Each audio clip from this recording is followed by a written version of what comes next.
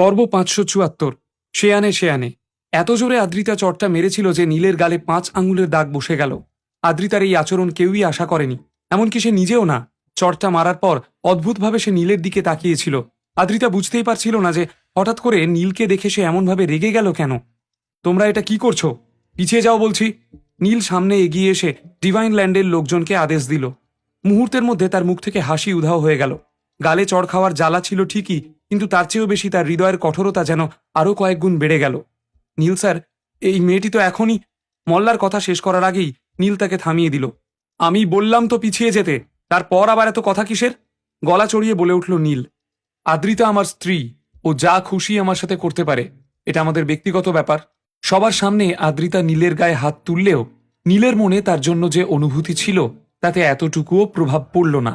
কিন্তু নীল না করা সত্ত্বেও গুটি মল্লার সহ ডিভাইনল্যান্ডের বাকিরা আদ্রিতার দিকে সন্দেহের দৃষ্টিতে তাকাতে লাগলো। তাদের জ্বলন্ত চোখ পরিষ্কার বলে দিচ্ছিল আরেকবার এমন কিছু করলে তারা আর আদ্রিতাকে ছেড়ে দেবে না, তা সে নীল যতই তাকে রক্ষা করুক না কেন। আমি মায়ের বিষয়টা জানি, কিন্তু কিছু জরুরি কাজ এসে পড়ায় ঠিক সময় এখানে পৌঁছতে পারিনি। একটা গভীর শ্বাস নিয়ে নীল আস্তে করে বলে উঠল, কিন্তু তুমি এত চিন্তা করো না, আমাকে একটু সময় দাও। আমি কথা দিচ্ছি মাকে একেবারে সুস্থ অবস্থায় রায়চৌধুরীদের বাড়ি থেকে ফিরিয়ে আনবো। আদ্রিতা কিছু বলার আগেই নীল গুটি মোল্লার সহ বাকিদেরকে নিয়ে এনে ভিলা থেকে বেরিয়ে গেল। দরজার সামনে গিয়ে সে একবার ঘুরে আদ্রিতার দিকে তাকালো, তারপর পুরো বাংলোটার উপর চোখ বোলালো। নীলের সামনে তার স্ত্রী দাঁড়িয়েছিল, কিন্তু কেন যেন আজ এই বাড়িটাকে আর বাড়ির মতো মনে হচ্ছিল না তার। আকাশের দিকে তাকিয়ে একটা গভীর শ্বাস নিল নীল। ভেতরটা যেন আরো ভারী হয়ে আসছিল।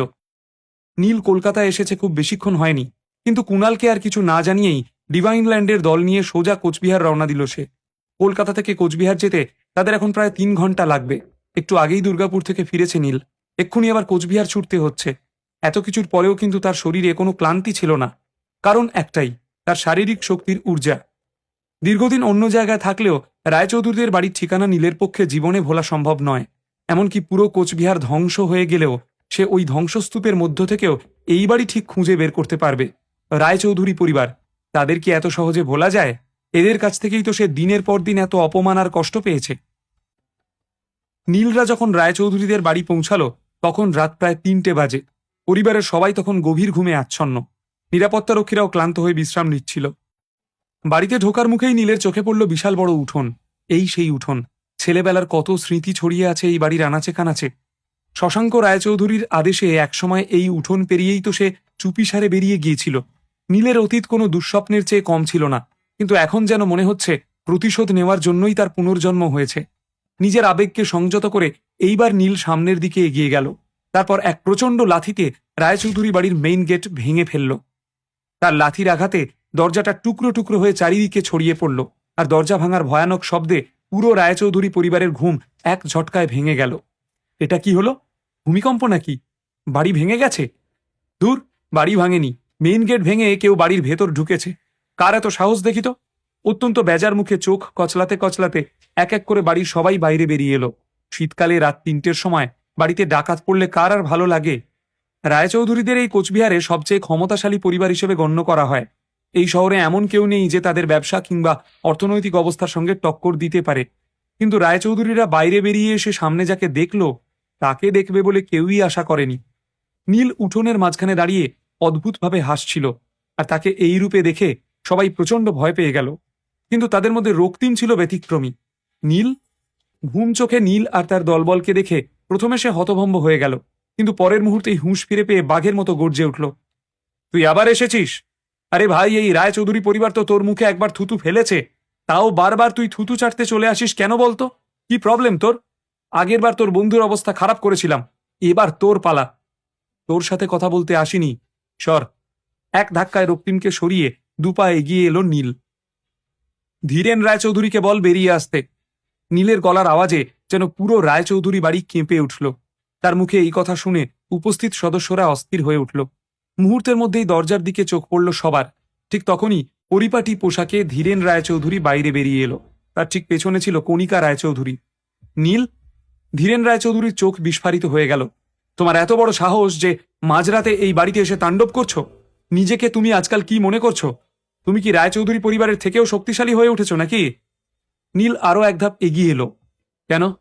পরীক্ষা করে দেখবে নাকি কে বেশি শক্তিশালী? দাঁতে দাঁত চেপে ধীরেনের চোখের দিকে তাকালো নীল। তারপর আবার বলল, তোমরা আমার সাথে যা যা করেছ তার জন্য আমি তোমাদের ক্ষমা করলেও করতে পারি, কারণ দিনের শেষে আমাদের মধ্যে রক্তের সম্পর্ক রয়েছে।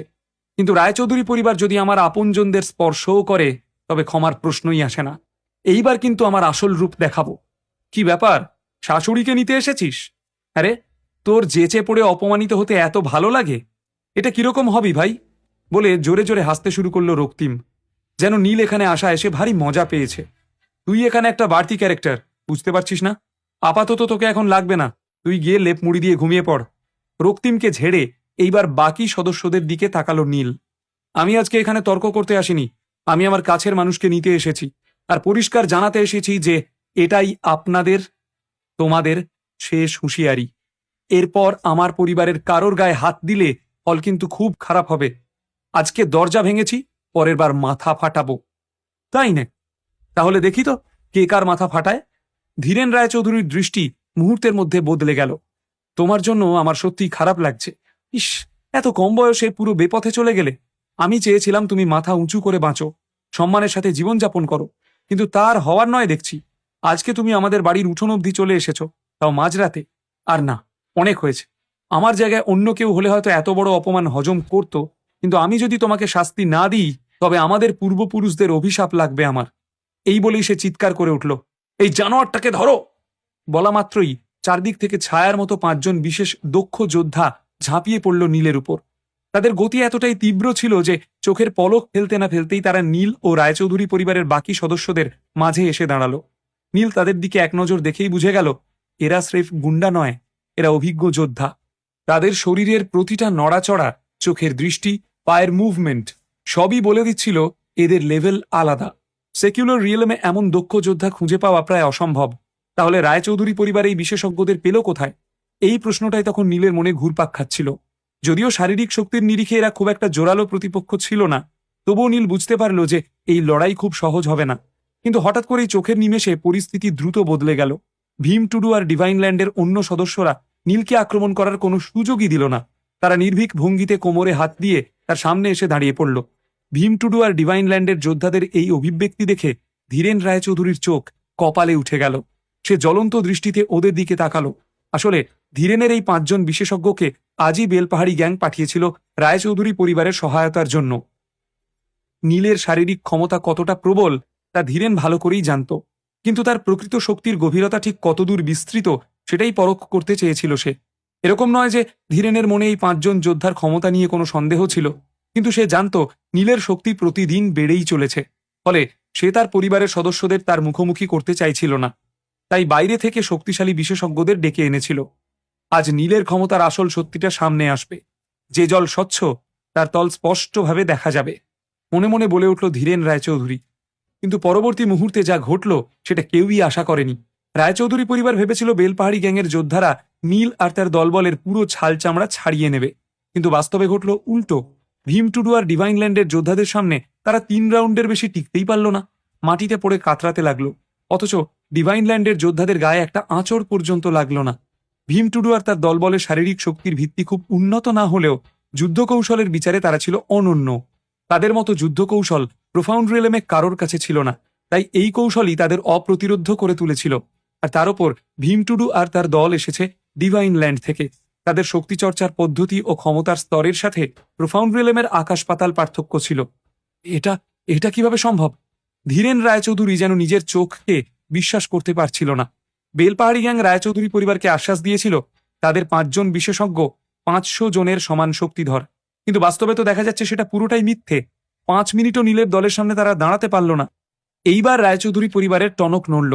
আসলে প্রথমে কেউই নীলের উপস্থিতি নিয়ে বিশেষ মাথা ঘামায়নি, কারণ তারা মনে করেছিল বেলপাহাড়ি গ্যাংয়ের যোদ্ধারা নীলকে মুহূর্তের মধ্যে শেষ করে দেবে। কিন্তু আদতে ঘটল সম্পূর্ণ উল্টো। একের পর এক যোদ্ধারা যখন মাটিতে লুটিয়ে পড়তে লাগলো, তখন গিয়ে রায়চৌধুরী পরিবারের সদস্যদের মুখে আতঙ্কের ছাপ স্পষ্ট হয়ে উঠল। যাদের ওপর তারা অগাধ বিশ্বাস রেখেছিল সেই যোদ্ধারা মুহূর্তের মধ্যে পরাজিত হয়েছে, এই উপলব্ধি হতেই তাদের আত্মবিশ্বাস তলানিতে ঠেকল, আর ভয়ের চোটে হাত পা ঠান্ডা হয়ে গেল। যুদ্ধ শেষে নীল এইবার ধীর গতিতে কয়েক পা এগিয়ে এলো। তার ঠোঁটের কোণে একটা নিষ্ঠুর হাসি ফুটে উঠল।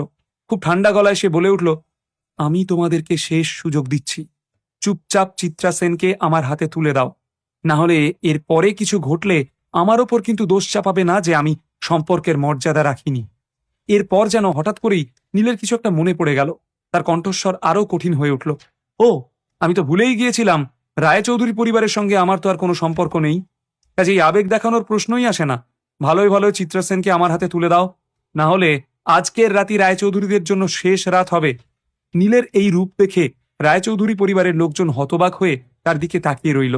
তারা কখনো কল্পনাও করেনি যে নীল কোনোদিনও এমন নির্দয় হয়ে উঠতে পারে। রায়চৌধুরী পরিবার কি শেষ পর্যন্ত নীলের চ্যালেঞ্জ গ্রহণ করবে? নীল কি চিত্রাকে নিরাপদে এখান থেকে বের করে নিয়ে যেতে পারবে? চিত্রা কি নীলের প্রতি তার দৃষ্টিভঙ্গি বদলাবে? আদ্রিতা কি বুঝতে পারবে যে সে কত বড় ভুল করেছে?